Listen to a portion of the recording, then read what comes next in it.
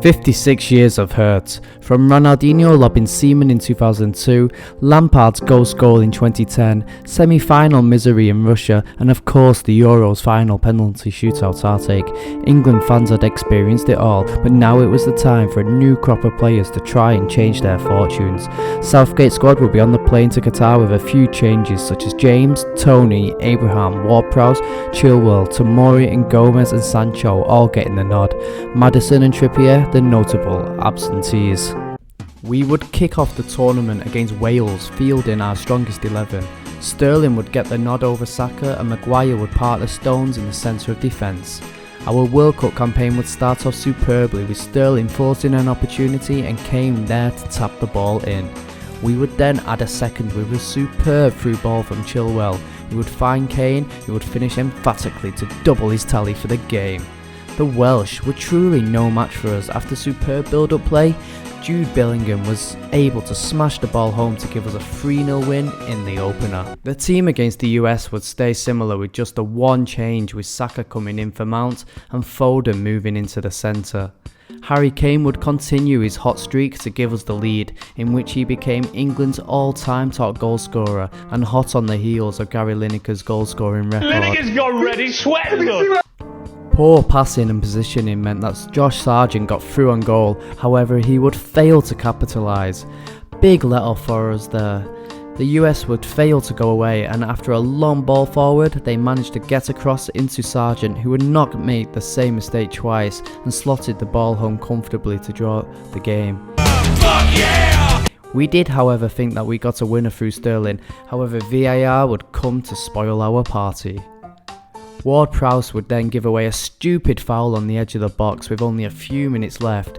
Musa would step up and go agonisingly close at the death. With fitness a concern for the latter rounds, we would decide to fully rotate our team for the Iran game, and this would be evident as our players looked fresh and up for it, as Abraham gave us the lead after Ward-Prowse hit the bar.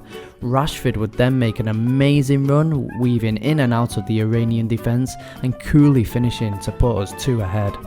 Penalty specialist Tony would get his first England goal and would then soon double his tally with a towering header.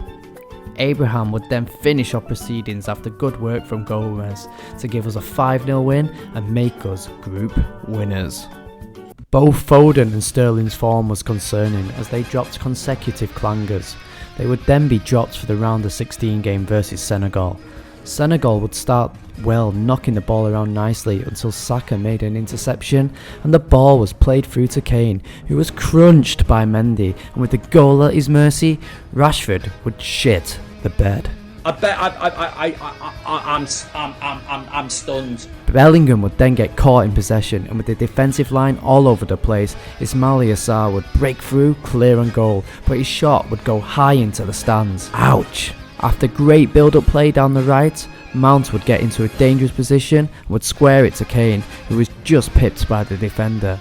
We are getting closer. Come on, England! Maguire with a long ball forward. Saka with the header on. Kane runs behind. 1-0 England. Let's go! Joint top English goal scorer of all time now. Let's go! Mendy with a big kick forward now. What's happening here? Maguire just left it. You idiot! He chips the keeper. Oh, thank God for that. Harry Maguire, in the first 7 minutes, has defended like a bloody newborn lamb trying to stop a pack of hungry wolves eating the last Krispy Kreme donut. Harry Maguire, you lucky man. Free kicks in, and it just goes over the bar. That will be all. 1-0 England. Star centre-back Stones would miss the quarter-final, which meant Maguire would keep his place despite some questioning defending in the last game. Argentina was next, a game with many incidents and emotions over the years, a true footballing rivalry with a deep World Cup history together. Who would come out in top? In Qatar 2022. England would start off positively and would create a golden opportunity for Harry Kane, who would fluff his chances. I expected better in his rich vein of form. The game stayed pretty quiet throughout until the 77th minute, when Argentina were caught in possession and Mason Mount would break free. A tackle by the Argentines would lay straight into Bukayo Saka's path, who would run into a blind alley, but after a defensive mix-up, he would slot the ball home with confidence. Come on! Dybala would then go close from the free kick, as the Argentinians really needed to go in search of an equaliser later on. Dybala would then be involved again with a beautiful ball over the top to Martinez, who would volley home superbly. However, VAR had other ideas. Dybala with another free kick here, good save from Aaron Ramsdale.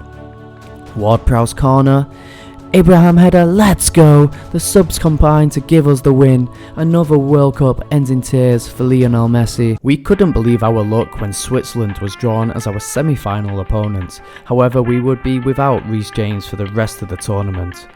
We would decide to take a massive gamble for the semi-final. We would heavily rotate our side to ensure that key players would be fully fit for a potential final. Genius or a fool? Let's see. Kane, Saka and Rice would all start from the bench. But this meant that new heroes could be born, and he goes by the name of Tammy Abraham. What an impact he has had here. The Swiss would almost reply immediately, but a good save would keep them out. It had been a troubling tournament for Sterling so far, but he finally came up trumps on the big stage with a decisive finish to double our lead and get his first of the World Cup. The goal scoring touch was back, and he would then grab his second to seal our place in the final. The gamble had paid off. Sorry, Roger. The final was awaiting, and Portugal would be our challengers. With James out, the more defensive minded Walker would step in at right back. Also, Raheem Sterling would retain his place in the 11 after his semi-final heroics. Could Ronaldo finally settle the GOAT debate? Nice possession here from England. Bellingham! Great stop from the long-range effort. Mason Mount with a long-range strike. We are dominating the game but have been limited to only strikes from distance so far. We have really knocked the ball around nicely in this game so far. The ball goes out wide to Chilwell. Chilwell with the low cross and Harry Kane. Let's go. What a finish from the boy. He sends the England fans into pandemonium. The whole of England has erupted. Let's go. Harry Kane is officially England's all-time top goal scorer in World Cups, taking over from Gary Lineker. Are you taking the Portugal now trying to answer back immediately. Jota! The celebrations have started, but no, VAR coming to England's aid once again. VAR the 12th man for England in this World Cup. The corner comes in, Kane, Saka taps home on the line, surely it's over now. Football is finally coming home.